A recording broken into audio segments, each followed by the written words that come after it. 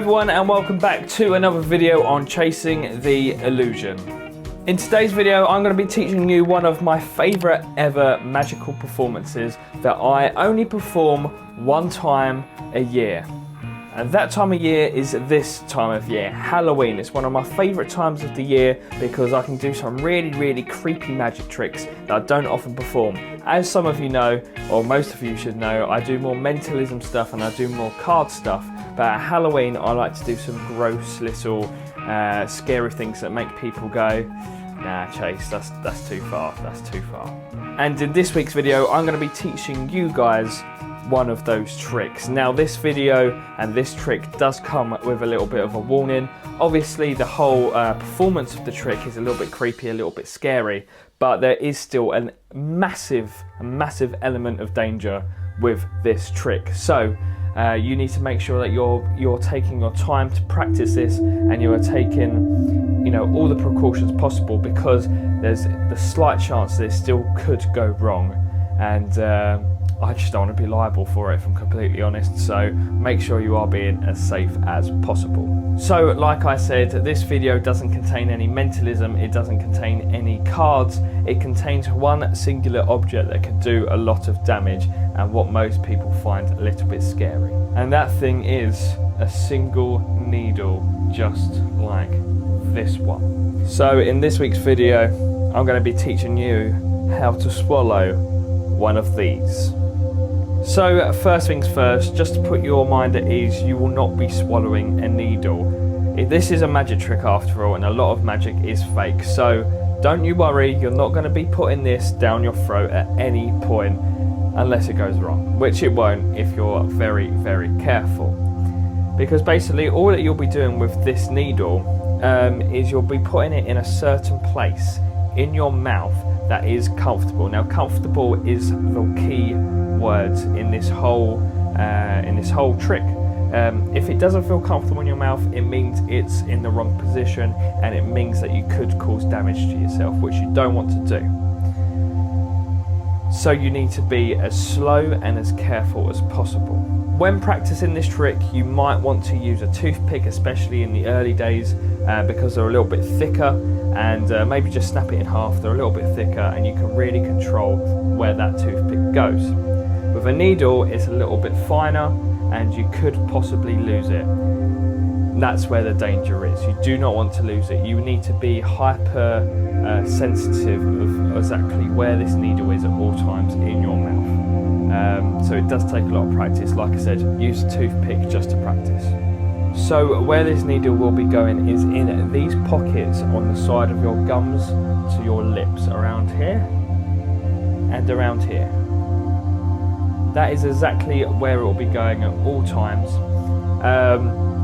And all you do is put you use your tongue, you manoeuvre the needle with your tongue to those pockets.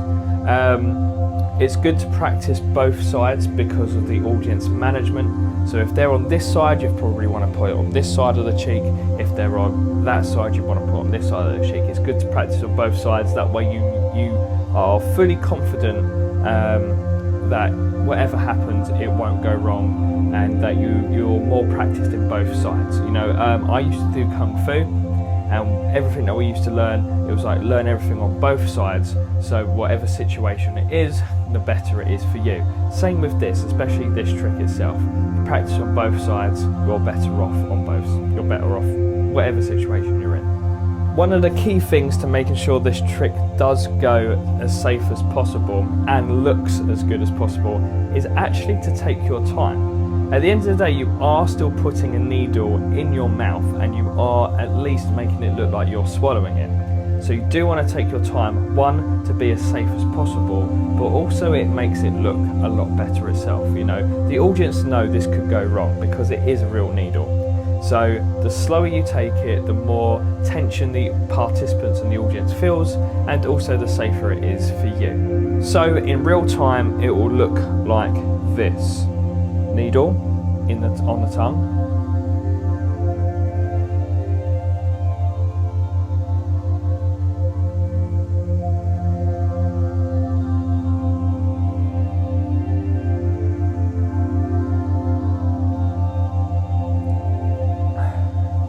swallowed, completely swallowed. Now, at this point, the needle is sitting nicely on the side of my gum to my lips.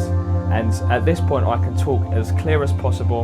I can eat food, I can drink, as long as I'm hypersensitive of the needle still being in my mouth. And literally all that you do is, after 20 minutes or so, or whenever there's a good time, go to the bathroom and just take it out your mouth. It is gross, it will be all gooey and it will be all sticky with your saliva. So I'm not going to do that on camera, I'm going to do it away from the camera. Now, like I said, in that small little performance, you can drink, you can eat, as long as you are hypersensitive. And that is the key to this whole performance, being hypersensitive to where this needle is. Otherwise, it could go wrong. The other key aspect to this is all about the acting. If you look like you're just putting the needle in your mouth and moving it to the side, then it won't look as good. You need to get your acting skills up to date to make it look like you are actually swallowing. So, you know, actually take a gulp. Get a glass of water, take a gulp. Water is probably the best thing to use, because you can even show them the cup to show that the needle is not in the cup. So when you put it in your mouth, you can just, you know, spit it back in there. So it's probably the best thing to do, is acting. Like I said, you need to get your acting skills up to date to make this look as best as possible. So, you know, just swallow. Act like you have actually done it. Once it's in the right position, once it's right there or there, actually swallow. You know, pretend there's something in your mouth and you're swallowing it, you know, and, you know, maybe act like you're in a little bit of pain. Maybe act like you're, you know, it's a little bit dislodged or something like that. Just to make it a little bit creepier and worry the audience, you know, as long as it is actually, you know, going to plan. So I'm just going to actually teach you, although we've got the performance stuff out of the way, I'm actually going to teach you what I'm doing. So I'm not going to turn away from the camera, I'm going to show you exactly what I'm doing. Here we go. You put it on your tongue, and what?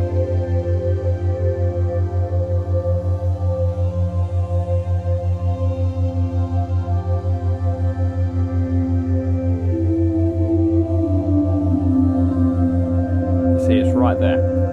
If you look here, you can see it. Oh yeah, look at it, right there. And it is nice and comfortable.